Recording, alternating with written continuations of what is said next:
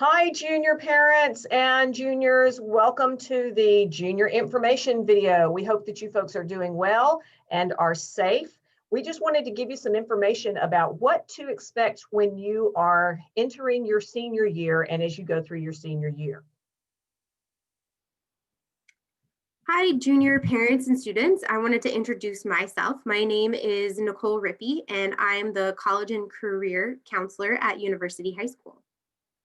And again, I'm Mrs. Pat Shelley. I am the counselor for the class of 2022. And then you'll see Mrs. Jenny Bryant's name on here. She is the AVID counselor and our Running Start advisor, and she works with the juniors as well. So welcome tonight. So we just want to give you a brief overview of what we're going to discuss. First, we're going to talk about a general overview of graduation requirements, what you need to make sure that you're on track to graduate in June of 2022, the senior events that you can look forward to, some ideas and information on post-secondary planning, different options, resources that we have for you. We also want to get you thinking about financial aid for students considering post-secondary education training. We wanted to talk to you about what you need to expect when you start to plan for paying for all of that education and training, and the different resources that we offer at University High School to support you in those endeavors. And then the last thing that we want to cover is just really making the most of your senior year, using it as a time to celebrate your time in high school and start to gear up for what you're going to do after graduation. All right, so let's jump into graduation requirements. I hope that by now most of you know what your graduation requirements are. These are all mandated by the state. So if you look at if you click on the link, and you will see the 24 credits and how they are broken down by curricular area. This is actually a page from our course catalog, so you can also look in our course catalog and see what the different graduation requirements are. With the high school and beyond plan, if you click on that link, that will take you to our page that has some other links on what the high school and beyond plan looks like. This is a 4-year project that students complete through the career research program, Zello. Now, Zello allows them to explore a variety of career options, as well as virtually visit post-secondary programs and campuses and that sort of thing. Every year, students will complete 3 to 4 brief activities in Zello. The next thing and the last thing is the pathway. And if you click on that link that says pathway, it will take you to the Washington State Board of Education's website that explains that the pathway is a guide to class selections. It will guide you to class selections and the graduation options in regards to state testing and its alternative. We ask all students to select a career pathway sometime before they graduate. Now, if you have questions about pathways and alternates to state testing and things like that, Hannah Miller, our assistant principal, is our administrator who oversees the pathways, and she can answer questions that you may have about alternates to state testing and such as that. And her email is right there. You can click on it. Now, as a senior, you're going to have a lot of different events coming up. Some will have a fee, some will not. If you need help with any fees, just feel free to reach out. There are just lots of things going on. So be sure to check out the Class of 2022 Google Classroom. Make sure you attend advisory and then get connected with social media for announcements like Instagram and Facebook, things like that. So the first thing that we kick off with is Senior Sunrise. And then of course we close with Senior Sunset. Those are both on the football field. So Senior Sunrise is going to be in September, and we close out the year with Senior Sunset in June. Senior Portraits, the yearbook advisor will post information about specs and for your photos and how to submit them, and they're typically due in October. FAFSA completion. FAFSA stands for Free Application for Federal Student Aid, and Ms. Rippee is going to talk about that a little more later when she talks about financial aid. But what we'll do is we'll have a special FAFSA completion night, and financial aid advisors from area colleges will come to help you complete and submit your FAFSA. Typically, it's held in the U High Library. We hope that we'll be able to have it in person this year. We have had it virtually, so if we need to go that route, we hope you will attend. We need both parent and child to be present at that time. Graduation announcements and ordering caps and gowns, we do that through Herf Jones. You'll turn in your orders in October, and then you'll be getting your announcements in spring so that you can get those out in a timely manner. And then the caps and gowns usually arrive in May. Prom comes up in May. This is a dinner and dance all in one venue, and you must attend both if you're going to attend. Once you're there, so there's no coming and going. The class of 2022 has already started doing some fundraising for this event to help keep the costs down. So keep the ear out for those fundraising events. Graduation is in June, and you'll be getting more information about that. It is held at the McCarthy Center down on the Gonzaga campus, and we'll be getting you all kinds of information about parking and times and that sort of thing. And then we cap it all out with the senior all-nighter. Now, this is a non-school connected, parent-led event that is held after graduation that evening. And it's just to give the kids a fun, safe, last time together event. All right, so I want to talk a little bit about post-secondary planning. Many of you probably already have a general idea of what you want to do after you graduate. For those of you who aren't quite sure, I'm going to go briefly over the different options and then talk about resources for helping you, whether you know exactly what you're doing or whether you still need help finalizing some of those plans. So the first thing I'm going to cover is a 4-year college degree or a bachelor's degree. We have many students who apply directly to 4-year colleges their senior year and plan to attend a 4-year college after graduation. Some examples of 4-year colleges would be Eastern Washington State University, Gonzaga University, Seattle University, University of Montana. Generally, if it says university in the name, it's going to be a 4-year school, which means you're seeking a degree that takes 4 years. An example of a career that usually requires a 4-year degree would be a nurse. You'd be seeking a BSN, a Bachelor's of Science in Nursing. Other examples of 4-year college degrees might be engineers or teachers. Then we have other students who apply to community colleges. Many of our students apply to Spokane Community College or Spokane Falls Community College. And these are examples of 2-year colleges where you're seeking generally an associate's degree. Many of our students plan to attend a 2-year college first with the intent to transfer to a 4-year college and hopefully complete all of their requirements in 4 years still. The community colleges are generally less expensive for a year of attendance. So many students attend community college for the first 2 years to pay less in tuition, knowing that they plan to transfer to another 4-year college to complete their bachelor's degree. Another option at 2-year colleges is to actually seek a certification. So there are nursing degrees that are just 2-year degrees, and those are RN degrees. Some other examples of 2-year degrees, they offer an associate's in science. They offer some engineering degrees that are 2-year degrees. They offer some other science degrees that are 2-year degrees, accounting degrees that are 2-year degrees. So you kind of just need to see what career you're hoping to go into and what type of degree or education is required for that career. Another option is technical school or a training program. These are also offered most at community colleges. So some examples of these would be a medical assistant, a surgical tech, radiology tech. Any of those tech type jobs or assisting type jobs usually require a technical certification, which are offered at SCC, Spokane Community College, mostly in our area. Another thing that students go into are apprenticeships. And apprenticeships are what they call the original four-year degree.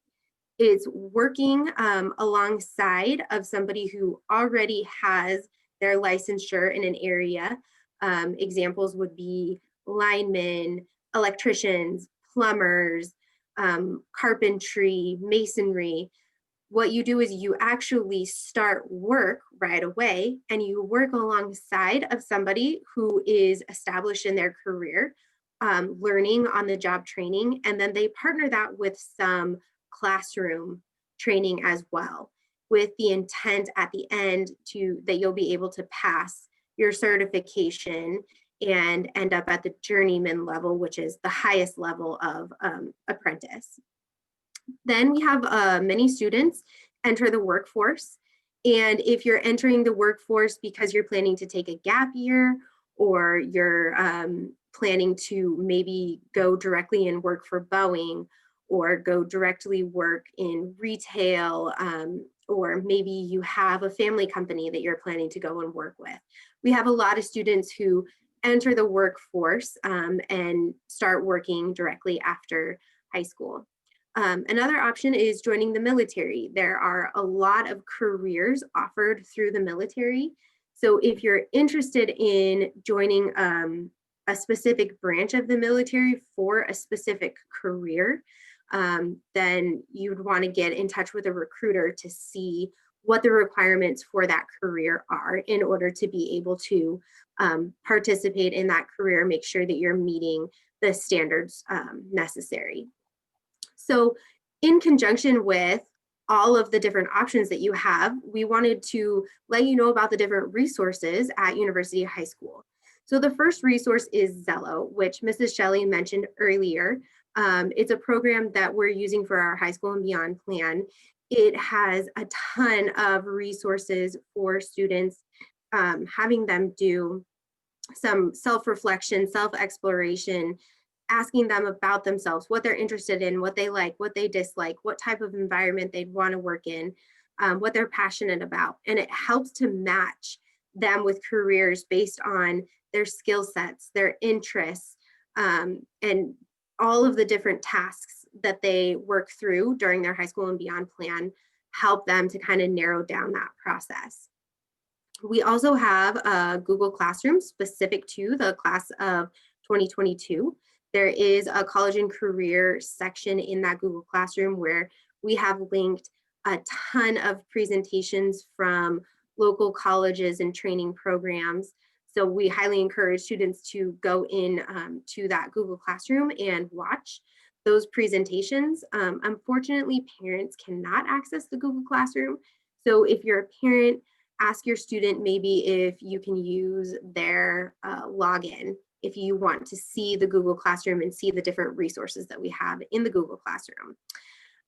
Another option would be to meet with me. The link, the hyperlink that you see is actually a link to schedule a Zoom appointment with me. Or if you'd want to meet in person, then please feel free to send me an email and I'd be happy to schedule a meeting with you in person as well.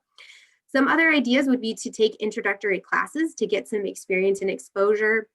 Maybe if you're interested in engineering, you take our Introduction to Engineering class. If you're interested in education or being a teacher, maybe you take our education class. We have computer science classes, we have automotive classes. There's tons of different introductory level classes that we offer to get students exposed to different career paths to see maybe this is a good fit for me or maybe it's not. Another idea would be to complete a job shadow or volunteer. And if you would like to do that and you don't know where to start, please feel free to send me an email and I can help you get started in that area. So the next thing that I want to cover is financial aid. And we'll go more in depth about this as you get into senior year. Just wanted to give a brief overview and let you know that there are a ton of different ways to pay for college or certification and training programs. Um, and so we want to make sure that all students feel supported and encouraged to really go after their dreams. Really quickly, the types of aid, each one of those is a hyperlink to specific information about how that aid is used and what it looks like. I don't want to take up too much time. Really quickly, grants are free money that are given to students. Generally, they are income-based. There are grants that are merit-based, but you just kind of have to look more in depth on those. Loans, these are federal student loans at the federal student rate. That the grants and loans, those are two things that will be given to you in your FAFSA once you complete that. I'm going to jump to the bottom. The work study is also something that you will be given in your FAFSA, and that's where you are given guaranteed a certain amount of money in order to go towards your tuition or supplies or different things that you might need. The college is guaranteeing you a job to be able to work to help support yourself as a student. Scholarships, free money, and there's a ton of different ways that you can get those. And then tuition waivers, an example of a tuition waiver might be if you have a parent that's in the military and they have access to military benefits, or the WUE, the Western Undergraduate Exchange, is a tuition waiver where you can attend college in another state that's in the agreement at a reduced cost, so you don't have to pay out of state 100% out of state tuition. But like I said, you can dive more into those in the hyperlinks. The process of aid. So completing your FAFSA, because it opens October 1st, I put that at the top.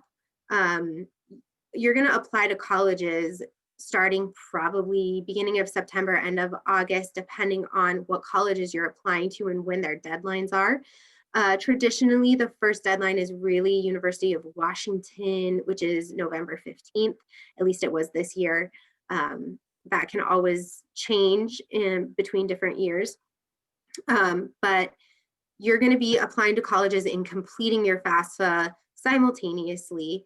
So really make sure that you have on your radar that October 1st deadline, or not deadline, excuse me, October 1st it opens. So just remind yourself that October 1st, in that first couple weeks, we really like to encourage families to complete their FAFSA.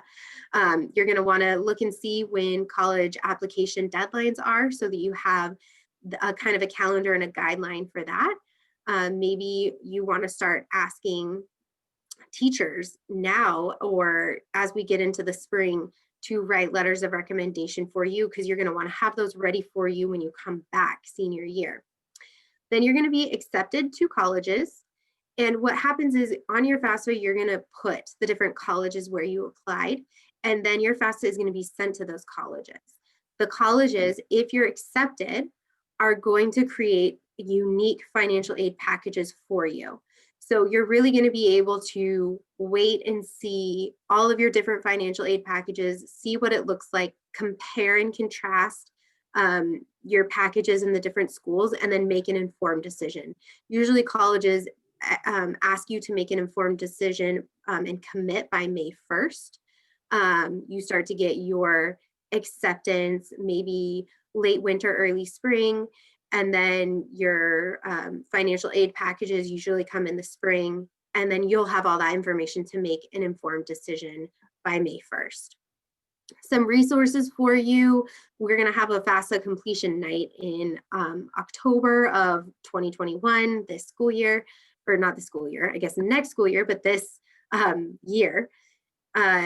I'm also available to work with families on an individual basis, completing the FAFSA if you have questions.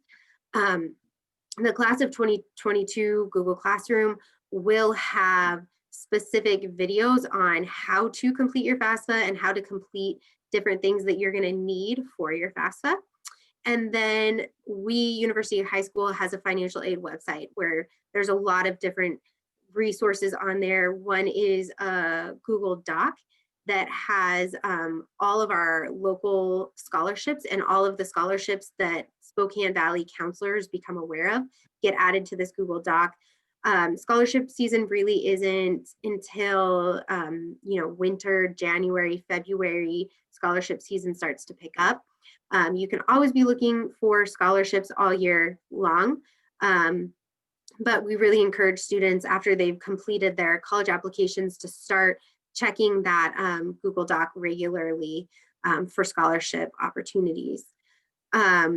And then on the far right, there's just some things that you're going to need to complete your FAFSA, your 2020 W-2 or multiple W-2s if your parents filed jointly, 2020 tax return, and then you're going to need an FSA ID for the student and the parent. If the parent already has a student in college, they can use the same FSA ID that they used previously. There will be a video in that Google Classroom on how to create your FSA ID as well. And then I've also linked an EFC calculator to this page, which is your expected family contribution. It walks you through some different questions, and then at the end, it kind of gives you a general idea of what you might be expected to contribute to your students' college. So for some families, that amount is $0. And for other families, that amount could be $5,000, $10,000 or more dollars. So if you wanted to get a feel for what you might be asked to contribute, you can always use that calculator as well. Well, this is going to be the last year that you'll have free education, so we'll want you to make the most of it. First thing you want to make sure is that you have the proper credits. You should have 18 at the end of your junior year. Some of you may have more depending on if you took 0 hours, summer school, that sort of thing. If you do not have 18 credits, if you have fewer than that, make sure you see your counselor right away. It's really helpful to have a to-do calendar for your post-secondary planning. That way, you can keep up with what you need to do. You can see what's coming up and make sure that you don't miss any important deadlines. Check that scholarship Google Doc that Mrs. Rippee was talking about weekly, because that's updated very regularly, especially starting in September of your senior year. So put that on your to-do calendar and make sure that you check those. You might want to start looking at that now so that you can see what scholarships are going to be coming up as for your senior year. And if there are some that you feel like you would be eligible for and would want to apply to, put that in your to-do calendar so that you can make sure that you are on time and on track with that. Make sure that you keep up with your grades. Stay ahead. It's easier to keep up than to catch up. I know that sounds a little cliche, but it's really true. Communicate. Communicate with your teachers, communicate with me as your counselor or Ms. Bryant, communicate with your parents. We are happy to help, and we can only help you though if we know that you need it. We have a brag sheet for you to fill out to give to your teachers and counselors for letters of recommendation. Now, because of this time of COVID, when students weren't in the building, we didn't have the opportunities to get to know our students as well as we would have liked had you been in the building with us. So this brag sheet is even more important so that we can make sure that the letters we write are as personal to you as we can make them. Now, there's several questions on that brag sheet, so make sure that you answer all of the questions completely, because the more info we have on you, the better. And make sure that you give the people from whom you're requesting a letter plenty of time to write it and get it sent in. 2 weeks is typically the best. And a follow-up thank you note is always appreciated. With Zello, make sure that you get those those assignments finished up so that you can be on track with your high school and beyond plan. Be sure to take care of yourself. Senior year can be very stressful for some students, especially if you have to work. So make sure that you leave some time each day to do something that you enjoy. Eat well, get plenty of exercise, get plenty of sleep, and ask for help if you need it. And then make sure that you enjoy your senior year and make some great memories to look back on. So we want to cover really quickly where you can find this presentation and access the links. So the first place is going to be in the class of 2022 Google Classroom. Like I said before, students have access to that with their CVSD 356 email accounts. So parents, if you want access through the Google Classroom, make sure you talk to your student.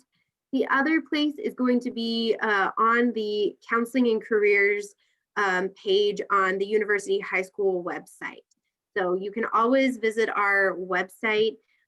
We have a ton of resources there, and this presentation will be linked there as well. So we just want to thank you so much for joining us and taking your time to get to know more information and start to prepare for your senior year. We are here as resources, so please don't hesitate to shoot us an email or a phone call if you have any questions or if there is some way that we can help to make your senior year and preparing for life after high school, because yes, it does continue. And for many, it gets even better. So we really are here. So please use us as resources, ask us your questions. We want to make this an amazing experience for you. Thanks, folks. Have a great year, and thanks for joining us tonight.